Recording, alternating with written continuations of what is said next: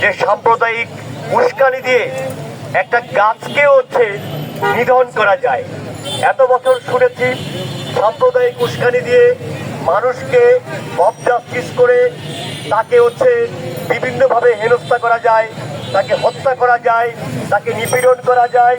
আবার ঠিক ডান পাশে এইখানটাতে সোহরাওয়ার্দী উদ্যান। আপনারা জানেন এই সোহরাওয়ার্দী উদ্যানের ঠিক গেটের একটু পাশেই আমাদের স্যার অধ্যাপক হুমায়ুন আহমেদ স্যারের উপরে হামলা হয়েছে। তার কি আমরা বিচার পেয়েছি?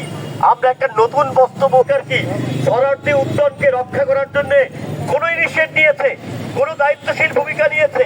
এখন পর্যন্ত নেই। সংগ্রামী বন্ধুগণ, যে 100 বছরের গাছটি কাটা হয়েছে রাষ্ট্রের পক্ষ থেকে, এখন পর্যন্ত কোনো বিবৃতি আমরা দেখি নাই। আমরা যারা পরিবেশবাদী আন্দোলনের সাথে যুক্ত, এই 7 রাস্তার যে সবাই মিলে আসুন, এই যে 100 বছরের যে রক্ষার জন্য দাঁড়িয়েছে। সংগ্রামী বন্ধুগণ, আমার বক্তব্য দীর্ঘায়িত করতে চাই না।